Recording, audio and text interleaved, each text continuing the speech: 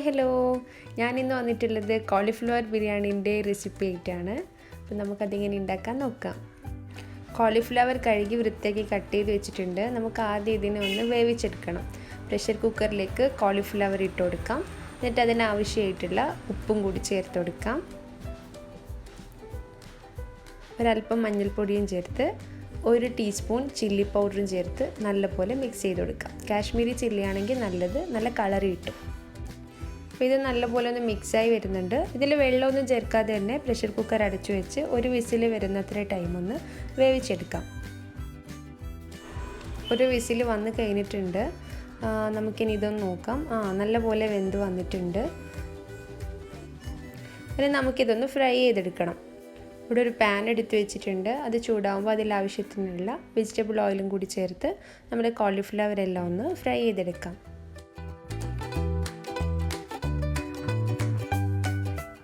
Pressure കുക്കറിൽ നമ്മൾ വേവിക്കാൻ വെക്കുന്ന ടൈമിന് ഒരു വിസിൽ കൂടുതൽ ടൈം വരാൻ വേണ്ടി വെക്കാൻ പാടില്ല. മൊത്തം ഒന്ന് ഉടഞ്ഞു പോവും. കോളിഫ്ലവർ ആകെ ഉടഞ്ഞു പോവും. ഫ്രൈ ചെയ്തെടുക്കാനൊന്നും പറ്റില്ല. പിന്നെ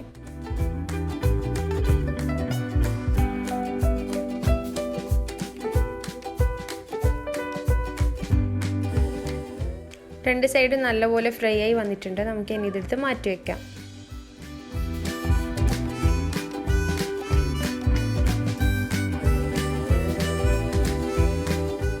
മസാലയ്ക്ക് ആവശ്യമായിട്ടുള്ള ഇൻഗ്രീഡിയൻസ് ആണ് നമുക്ക് നോക്കേണ്ടത്. 2 വലിയ സവാളയും 2 തക്കാളിയും ഇഞ്ചി വെളുത്തുള്ളി പച്ചമുളക് ചേർത്ത് അരച്ചെടുത്തതും കുറച്ച് മല്ലിയിലയും ഞാൻ ഇവിടെ എടുത്ത് വെച്ചിട്ടുണ്ട്. നമുക്കിനി ഇത് ഓരോന്നായി ഈ ഫ്രൈ ചെയ്തെടുത്ത പാനിലേക്ക് തന്നെ ഇട്ട് ഒന്ന് വഴറ്റിയെടുക്കണം.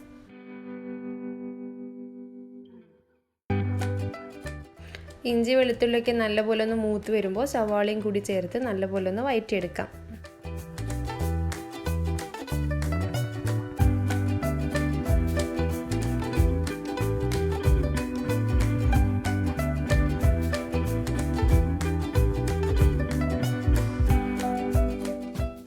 സവാള നല്ലപോലെ വഴണ്ട് വന്നിട്ടുണ്ട്. ഇതിലേക്ക് ഇനി തക്കാളി ചേർത്ത് കൊടുക്കാം.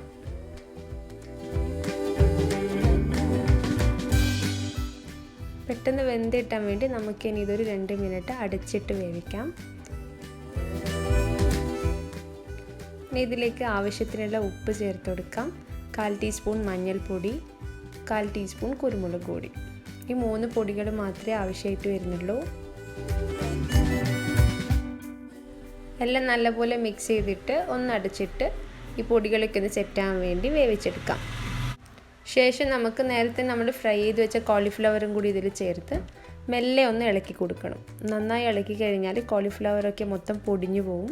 ചെറുതായിട്ടൊന്ന് ഇളക്കി മിക്സ് ചെയ്ത് കൊടുക്കാം.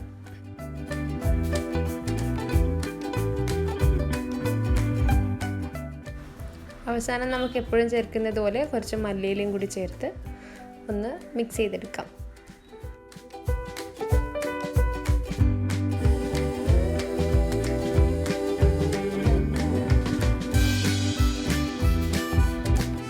നമ്മുടെ മസാല ഇവിടെ റെഡിയായി വന്നിട്ടുണ്ട്. നമുക്കവിടെ മാറ്റി വയ്ക്കാം. ഇനി നമുക്ക് ചോറ് ഉണ്ടാക്കിയെടുക്കണം. പ്രഷർ കുക്കറിൽ ആവശ്യത്തിനുള്ള ഓയിൽ ഒഴിച്ചിട്ട് ഇത് ചൂടായി വരുമ്പോൾ അതിൽ പട്ട ഗ്രാമ്പൂ സവാളയും കൂടി ചേർത്തിട്ടുണ്ട്.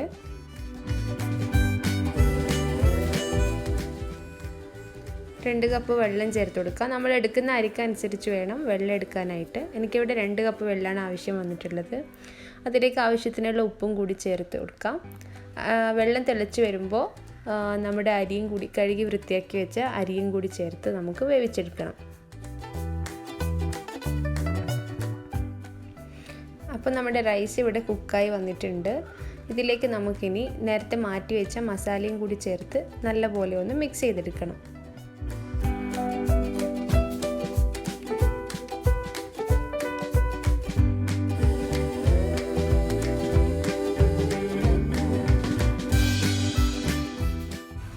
നമുക്കിനി മസാല ചേർത്ത് കൊടുത്ത് മിക്സ് ചെയ്തെടുക്കാം. മസാല ചേർക്കുന്ന ടൈമിന് നിങ്ങൾക്ക് കോളിഫ്ലവർ വേണമെങ്കിൽ എടുത്ത് മാറ്റി വയ്ക്കാം.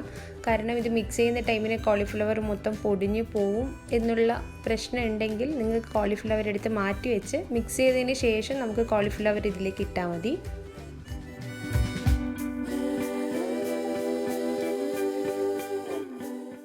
നമ്മുടെ ചോറ് ഇവിടെ ഏകദേശം നല്ലപോലെ മിക്സായി വന്നിട്ടുണ്ട്. നമുക്കിനി ഇതൊരു സെർവിങ് പ്ലേറ്റിലോട്ടേക്ക് മാറ്റാം.